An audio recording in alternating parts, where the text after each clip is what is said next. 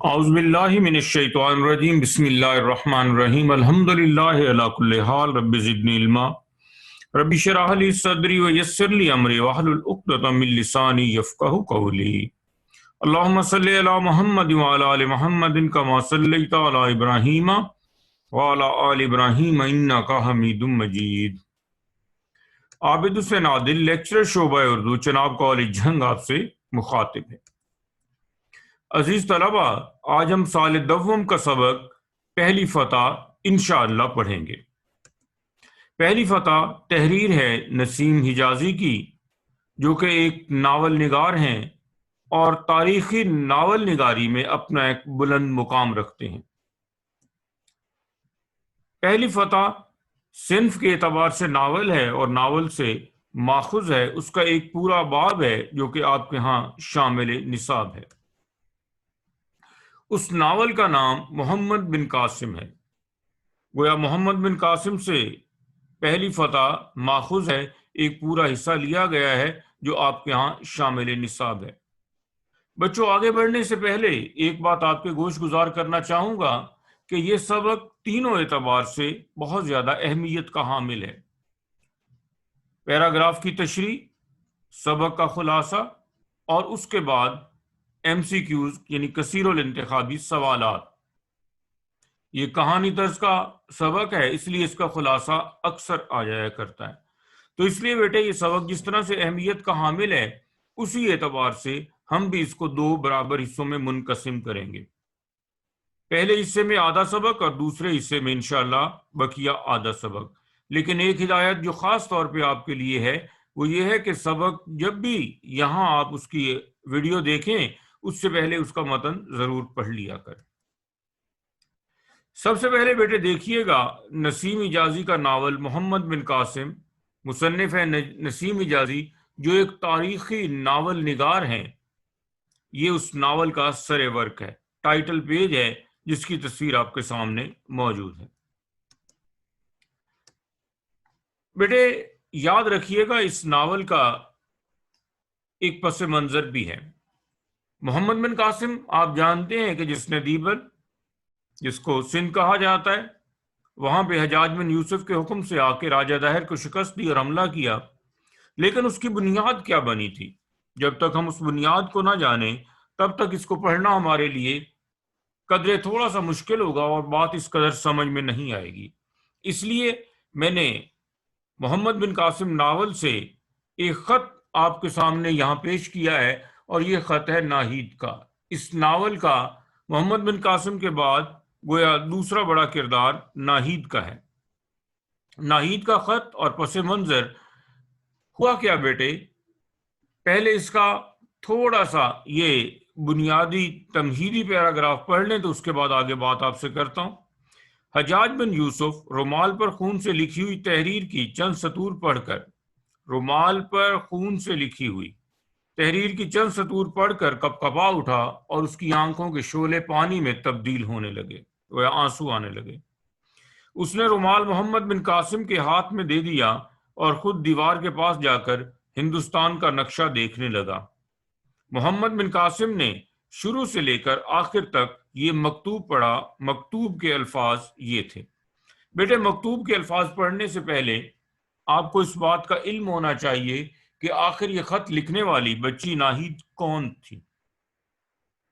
آپ جانتے ہیں بیٹے عربوں کا پیشہ تجارت تھا۔ عرب جب کہیں اپنے علاقوں میں، سعودی عرب میں، شام میں، عراق میں اور ایران تک، اور دوسری طرف فلسطین اور مصر وغیرہ سارے علاقوں میں تجارت کر چکے، تو اس کے بعد انہوں نے آہستہ آہستہ ساحل سمندر کے ساتھ آگے بڑھنا شروع کیا۔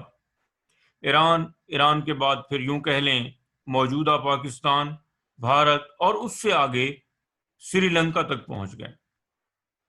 تو عراق کے تاجر سری لنکا پہنچے اور وہاں جا کے وہ علاقہ سرسبز و شاداب ان کو بہت اچھا لگا، اور وہاں انہوں نے باقاعدہ سکونت اختیار کر لی اور وہیں اپنا کاروباری سلسلہ چلانا شروع کر دیا۔ تو کیا ہوا کہ وہاں کافی عرصے کے بعد ان کا دل چاہا کہ وہ اب واپس عراق اپنے عزیز اقارب رشتہ داروں سے جا کے ملے۔ تو کیا ہوا کہ سری لنکا کا جو راجا تھا سراندیپ کا، اس نے 2 جہاز تیار کر دیے ان تمام تاجروں کے لیے. ایک پہ اس نے تحفے تحائف دیے اور دوسرے جہاز پہ ان تمام تاجروں کے بیوی بچے موجود تھے. جب جہاز وہاں سے چلے ہیں تو وہاں ایک تاجر ابو الحسن بھی تھا. جب دیبل کے ساحل پر وہ جہاز پہنچے ہیں تو راجہ داہر بحری قزاق تھا، گویا ڈاکو تھا. اس نے جہازوں کو روک لیا، ان تمام لوگوں کو قید کر لیا. کچھ بھاگے، کچھ قید ہو گئے، اور نہید قید سے بھی بچی ہوئی ہے. اور جتنے تحفے تحائف تھے وہ سارے کے سارے لوٹ لیے. تو گویا اس قید سے بچی ہوئی یہ بچی ناہید کا خط ہے جو حجاج بن یوسف تک پہنچا ہے. گویا جو عراق کے رہنے والے ہیں لیکن سری لنکا میں اب باقاعدہ سکونت اختیار کر چکے ہیں کاروبار کے سلسلے میں. اب خط کے الفاظ دیکھیے گا، یہ وہ خط کے الفاظ ہیں جس نے حجاج بن یوسف کو اس بات پر قائل کیا کہ وہ دیبل یعنی سندھ پر باقاعدہ فوج بھیجے. جی بیٹے مکتوب کے الفاظ: مجھے یقین ہے والی بصرہ قاصد کی زبانی مسلمان بچوں اور عورتوں کا حال سن کر اپنی فوج کے غیور سپاہیوں کو گھوڑوں پر زینے ڈالنے کا حکم دے چکا ہوگا، اور قاصد کو میرا یہ خط دکھانے کی ضرورت پیش نہیں آئے گی. اگر حجاج بن یوسف کا خون منجمد ہو چکا ہے تو شاید میری تحریر بھی بے سود ثابت ہو. میں ابو الحسن کی بیٹی ہوں. میں اور میرا بھائی ابھی تک دشمن کی دسترس سے محفوظ ہیں، لیکن ہمارے ساتھی ایک ایسے دشمن کی قید میں ہیں جس کے دل میں رحم کے لیے کوئی جگہ نہیں. قید خانے کی اس تاریک کوٹھڑی کا تصور کیجئے جس کے اندر اسیروں کے کان مجاہدین اسلام کے گھوڑوں کی ٹاپوں کی آواز سننے کے لیے بے قرار ہیں. یہ ایک معجزہ تھا، میں اور میرا بھائی دشمن کی قید سے بچ گئے، لیکن ہماری تلاش جاری ہے اور ممکن ہے کہ ہمیں بھی کسی تاریک کوٹھڑی میں پھینک دیا جائے. ممکن ہے اس سے پہلے ہی میرا زخم مجھے موت کی نیند سلا دے اور میں عبرتناک انجام سے بچ جاؤں. لیکن مرتے وقت مجھے یہ افسوس ہوگا کہ وہ سوار رفتار گھوڑے جن کے سوار ترکستان اور افریقہ کے دروازے کھٹکھٹا رہے ہیں اپنی قوم کے یتیم اور بے بس بچوں کی مدد کو نہ پہنچ سکے. کیا یہ ممکن ہے کہ وہ تلوار جو روم و ایران کے مغرور تاجداروں کے سر پر سائقہ بن کر کوندی سندھ کے مغرور راجہ کے سامنے کن ثابت ہوگی؟ میں موت سے نہیں ڈرتی، لیکن اے حجاج اگر تم زندہ ہو تو اپنی غیور قوم کے یتیموں اور بیواؤں کی مدد کو پہنچو. ناہید ایک غیور قوم کی بے بس بیٹی. تو بیٹے یہ وہ خط تھا جو کہ بنیاد بنا ہے محمد بن قاسم نے جو کہ سندھ پر حملہ کیا، جس کو حجاج بن یوسف نے تیار کیا. بیٹے یہ خط آپ کا جو شامل نصاب حصہ ہے اس سے پہلے پڑھنا انتہائی ضروری تھا. اب دیکھتے ہیں کہ آخر سبق میں آگے کیا چیزیں ہیں. بیٹے چند توضیحات ہیں جن کا جاننا آپ کے لیے انتہائی ضروری ہے. سب سے پہلے دمشق، کیونکہ دمشق سے فوج چلے گی تو شام کا صدر مقام اور دنیا کا ایک قدیم شہر ہے. آپ جانتے ہیں کہ خاندان بنو امیہ کا پایہ تخت بھی رہا یہی. اور محمد بن قاسم اسلام کا نامور سپہ سالار. محمد بن قاسم بنیادی طور پہ بر صغیر کا اولین فاتح اور حجاج کا بھتیجا تھا. حجاج بن یوسف طائف کا رہنے والا تھا، غریب تھا، لیکن فن سپاہگری کے باعث خاندان بنو امیہ کے اندر ان کی فوجوں کا سپہ سالار ہو گیا. محمد بن قاسم اس کا بھتیجا ہے جو ایک نامور سپہ سالار ہے اور جس نے دیبل یعنی سندھ کو فتح کیا. زبیدہ حجاج کی بیٹی جس نے بصرہ کی خواتین کے دلوں میں جہادی جذبات پیدا کیے.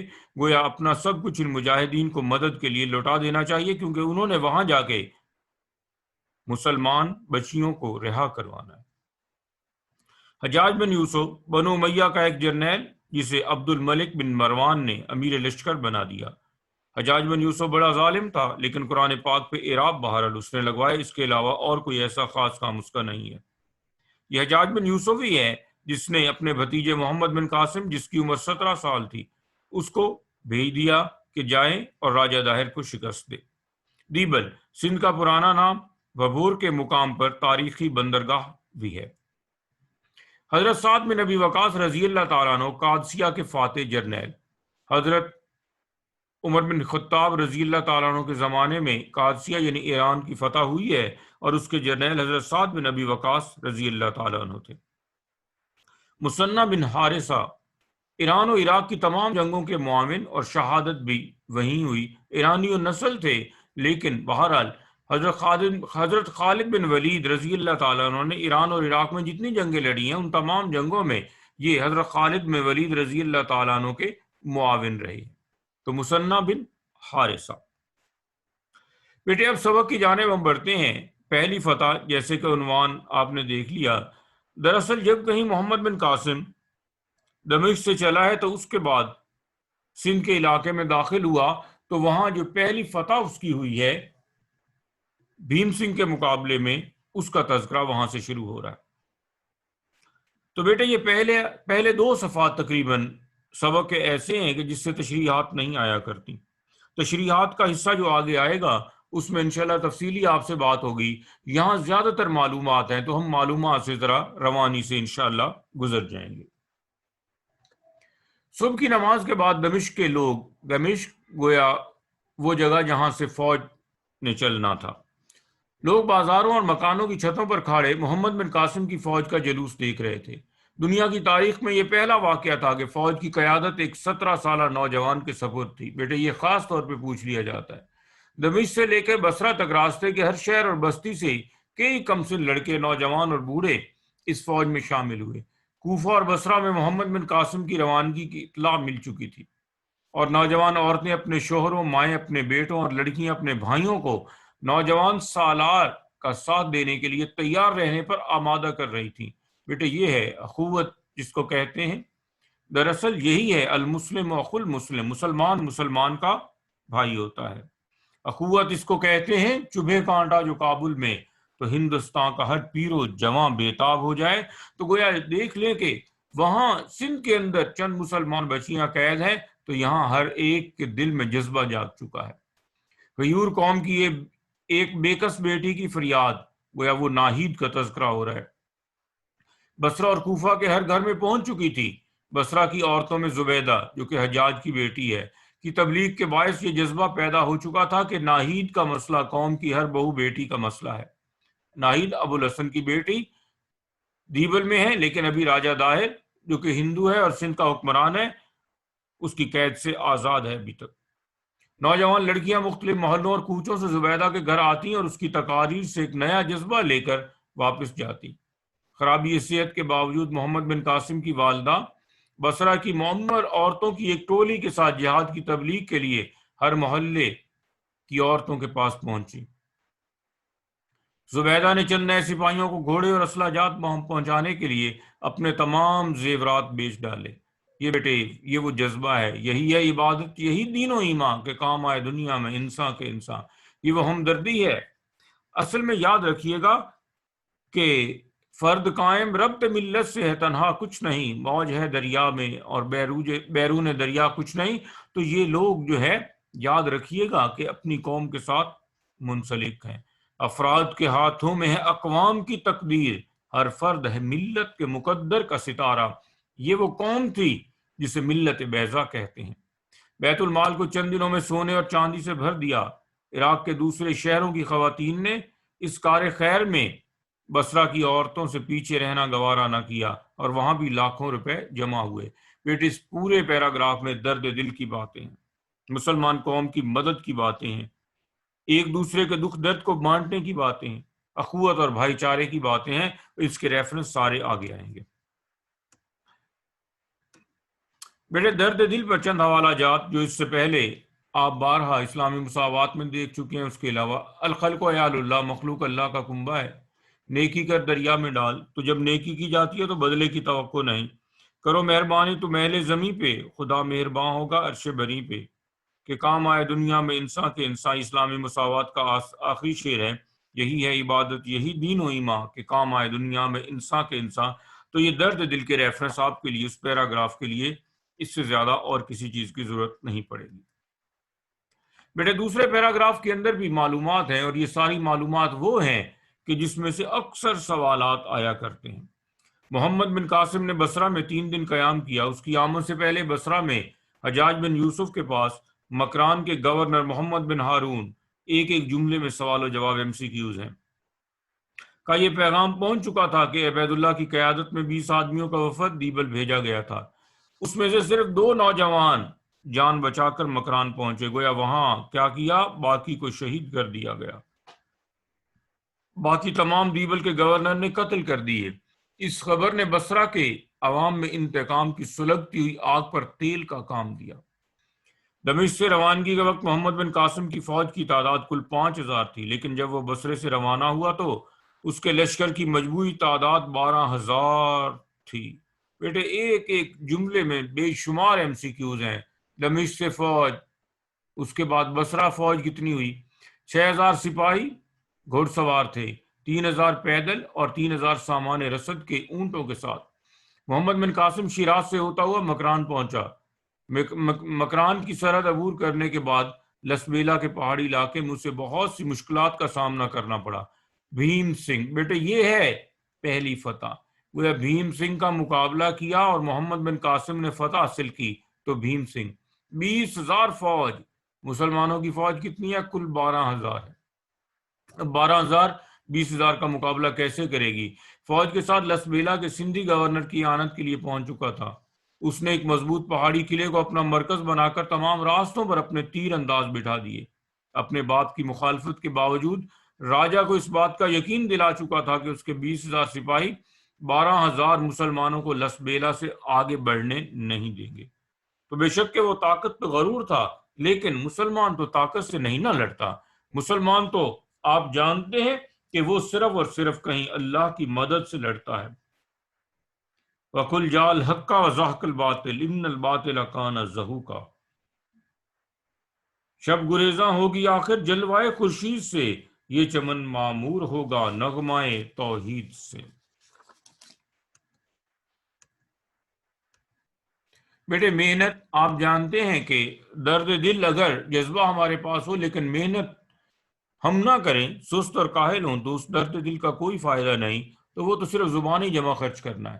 تو یہ محنت میں نے چند ریفرنس اور حوالہ جات لکھے کہ کس طرح سے ان خواتین نے محنت کی اور مال و زر جمع کیا، اور اس کے بعد پھر کس طرح سے فوج آگے جا رہی ہے۔ محنت میں عظمت ہے، ہمت مردہ مدد خدا، آپ کاج مہا کاج، اپنی مدد آپ، اپنے ہاتھ کے بل بل جائیے، جیسا من ہو ویسا کھائیے، ہر نفس حکم خدا ہے، ہر قدم جہد حیات، مجھ کو رہتی ہے فقط جوہر ذاتی کی تلاش۔ بیٹے اگلے حصے کے اندر بھی معلومات ہی آپ کو نظر آئیں گی، اس لیے جلدی سے ہم گزریں گے۔ مسلمانوں کے پہاڑی علاقے میں داخل ہوتے ہی بھیم سنگھ کے سپاہیوں نے اکا دکا حملے شروع کر دیے۔ 30-40 سپاہیوں کا گروہ اچانک کسی ٹیلے یا پہاڑی چوٹی پر نمودار ہوتا اور آن کی آن میں محمد بن قاسم کی فوج کے کسی حصے پر تیر اور پتھر برسا کر غائب ہو جاتا۔ گھوڑوں کے سوار ادھر ادھر ہٹ کر اپنا بچاؤ کر لیتے، لیکن شتر سوار دستوں کے لیے یہ حملے بڑی حد تک پریشان کن تھے۔ بعض اوقات بدک کر ادھر ادھر بھاگنے والے اونٹوں کو منظم کرنا حملہ کرنے والوں کے تعاقب سے زیادہ مشکل ہو جاتا تھا۔ اس لیے بچوں یاد رکھیے گا کہ یہاں جو بات کی جا رہی ہے وہ دراصل کہیں اب محنت اور کوشش کی ہے۔ محمد بن قاسم نے یہ دیکھ کر ہراول کے پیادہ دستوں کی تعداد میں اضافہ کر دیا، لیکن حملہ آوروں کی ایک جماعت آگے سے کترا کے بھاگتی اور دوسری جماعت پیچھے سے حملہ کر دیتی۔ ایک گروہ کسی ٹیلے پر چڑھ کر لشکر کے دائیں بازو کو اپنی طرف متوجہ کرتا، دوسرا بائیں بازو پر حملہ کر دیتا۔ جوں جوں محمد بن قاسم کی فوج آگے بڑھتی گئی، ان حملوں کی شدت میں اضافہ ہوتا گیا۔ رات کے وقت پڑاؤ ڈالنے کے بعد شب خون کے ڈر سے کم از کم 1/4 فوج کو آس پاس کے ٹیلوں پر قابض ہو کر پہرا دینا پڑا۔ تو یاد رکھیے گا کہ یہاں صرف اب اسلحہ نہیں بلکہ اسلحے کے ساتھ ساتھ دوسری چیزیں بھی چاہیے، اور وہ جذبہ ہے۔ کافر ہے تو شمشیر پہ کرتا ہے بھروسہ، مومن ہے تو بے تیغ بھی لڑتا ہے سپاہی۔ توحید کی امانت سینوں میں ہے ہمارے، آسان نہیں مٹانا نام و نشاں ہمارا۔ سبق کا پہلا نصف حصہ یہاں مکمل ہو رہا ہے۔